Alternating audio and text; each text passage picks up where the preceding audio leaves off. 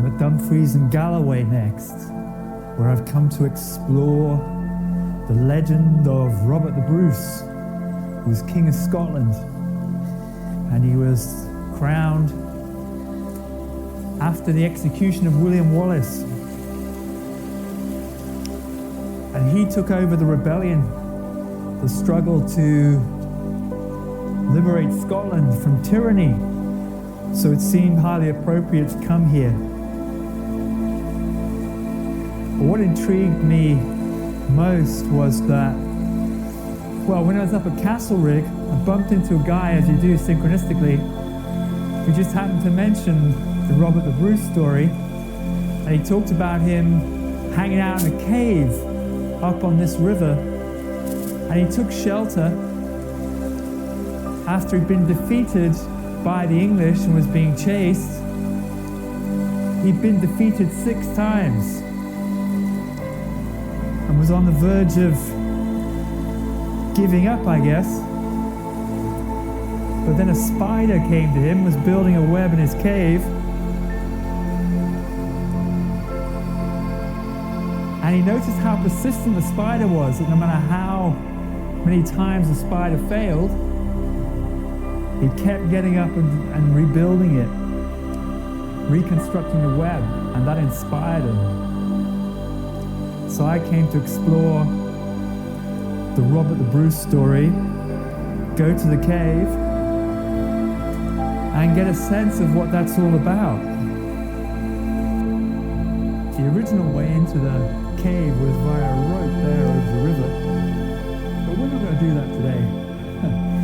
Someone nice has put a stairway in and a footbridge across to the cave, but I do think it would have been much more romantic to try the rope assault on the cave. Still, maybe next time.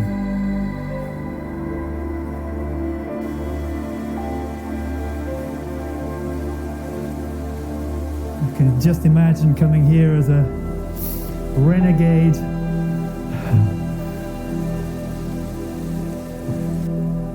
So here's the entrance to the cave. I was in here yesterday, and I can say it feels incredibly protective and necessary. And I can imagine it really helps me empathize as a light worker, if you like, how it is to feel like a misfit maverick, that you don't quite fit in with society, that the ways of the system are getting ever more crazy, and yet we're often seen as the abnormal ones. Well, thank God for that. When I came here last night, it had an amazing protective feel to it. I can well understand why someone like Robert the Bruce may have hung out here, may have retreated here and protected himself maybe through the winter. And it's here that he supposedly, after licking his wounds 6 defeats in a row, it's here that he saw a spider building its web and falling, and patiently, diligently, persistently climbing back up and rebuilding it again. And to me, it's a really tremendous sense of spirit when you can look out into nature and see things, especially creatures, reflecting to you. And spider medicine is a very poignant one for me. It speaks about watching patiently at the center and looking at the periphery of what you're creating for new creations to come along and to start vibrating the web that you've created. So that's why spider medicine is so powerful to me. So let's go inside and clear the space and do some meditation. So I'm using white sage to cleanse it. And I'm having to be quite persistent because water keeps covering the lens and the sage keeps going out. So first of all, right away, I'm being reminded by Robert, persistence plays. Thank you.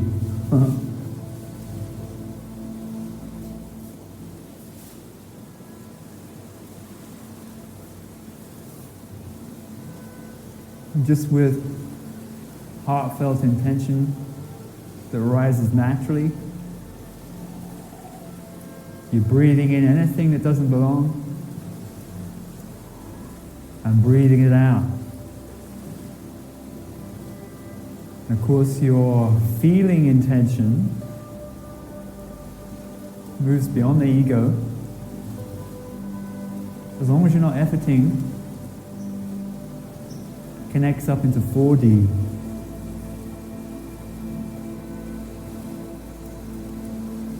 And so cleansing it at that level. It's feeling pretty clearing already.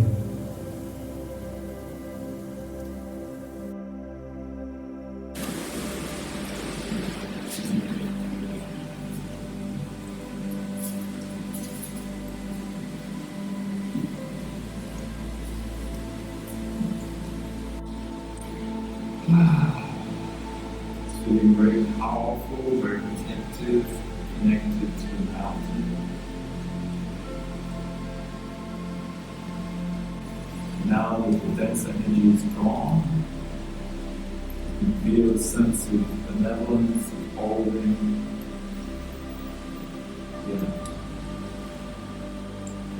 Well, imagine resting up here for someone, like being pursued.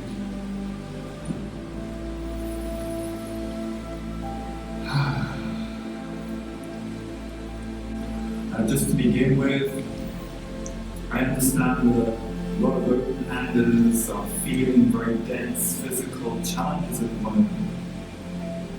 And that's to be understood because a lot of energy is coming in. If you're empathic, if you're sensitive, you're going to be feeling that. It's going to be hitting all the inner choke points, especially around the plane of karma. Many of the things you'll be feeling at a physical level will be calming. And this is why the sword and stone analogy is very appropriate. Because it's about forging the sword of the soul, Excalibur, through the physical, like forging a blade. And so it's not about distancing from, but working through. You're going to feel it at a cellular level. And so working with that, working to open it up, working through the body, you won't want to because it'll be painful, I understand. Imagine our ancestors in the cold and wet, how physical that would have felt. We've all emerged through those times. So it's about being intimate with those experiences, even if they're painful, and softening, working them through. You can use deep consciousness body work, yoga, for example, open hand soul motion. Also the singing chakra meditation is going to help. But also dance, dance, move, express. Let the energy flow through. Of course, if you're in a lot of pain, nice and gentle. But getting the body moving, because that brings alive consciousness in all the unconscious places. And that's where we really need to work. So if you're feeling it very dense right now, and it's impacting on the physical, pay attention to working and what you can do on the physical plane.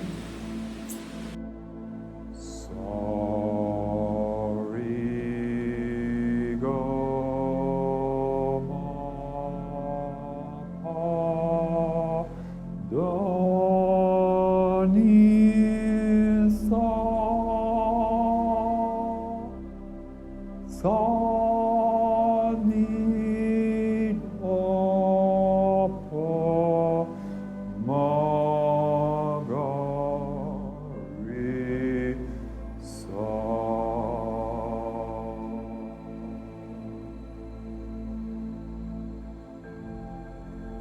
resonating through the chakras out into the space, connecting with the multi-dimensional vibe of the space.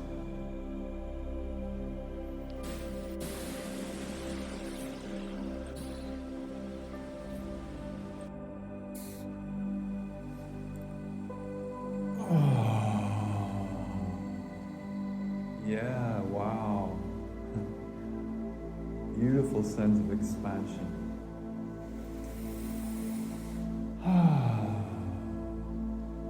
Now I feel so expanded and connected with multiple planes.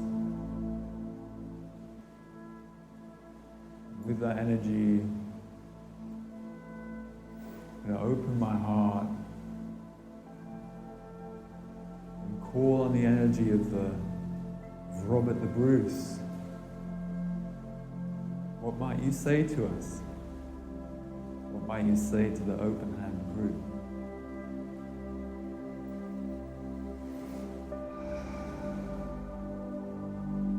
The warrior is not about perfectionism. The warrior is all about tolerating imperfection and making the best of difficult and challenging situations.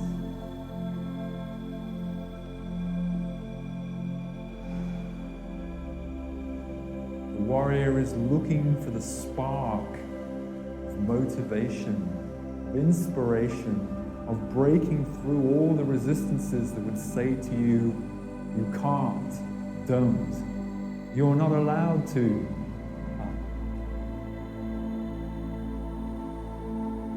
The warrior is strong, powerful, willful, but not angry. The warrior realizes the lessons, the opportunity in every given circumstance. The warrior does not pray for an easy life, but the courage to endure at times a difficult one. The warrior knows that he, she has created everything that comes our way. And the invitation is to explore, well, what is it teaching me? How can I unravel, unfold through it? How can I integrate soul? How can I forge the blade of Excalibur? The warrior is loving, caring, empathic. The warrior is connected with nature. The warrior is seeing reflections and signs of himself, of herself, in everything around. When creatures appear, they're appearing for a reason, like the spider. The spider doesn't know how to give up. The spider is doing what it was given to do, just like everything in nature, like the birds, like the fish, like the trees, like the stream. It's just moving, it's just flowing. We have this mind, and this mind makes judgments. And if the going gets tough, sometimes we give up. And that's an invitation to persist. Synchronicity in the repetition. But do watch for the synchronicity so that you know you've not slipped into efforting. Do the signs tell you to continue? Do they invite you to continue? And so if the spider is constantly building its web, well, there's the reflection, there's the sign. Do you feel it inside? Do you feel it inside? Then you know. You don't need any justification. Even if you're in a minority of one, you just know.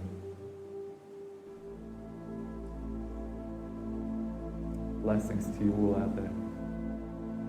I wish you well. in these difficult and challenging times. But know the ancestors are with you, supporting you every step, every turn.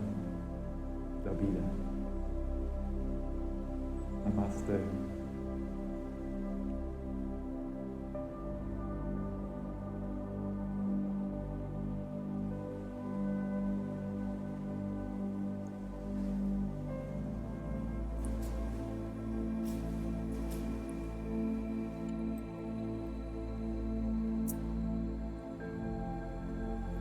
Hi.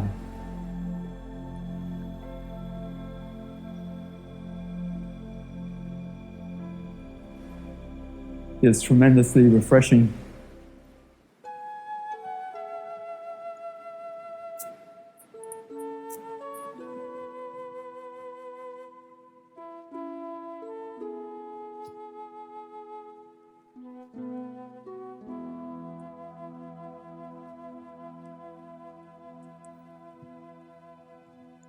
O flower of Scotland, when will we see your like again?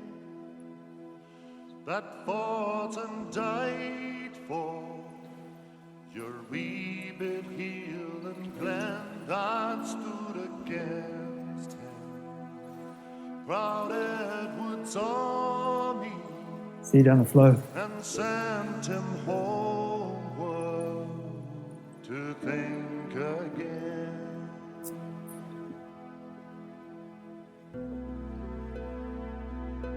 The hills are bare now, and autumn leaves lie thick and still. O'er land that is lost now, which those so dearly held that stood against him. Proud Edward's army and sent him homeward to think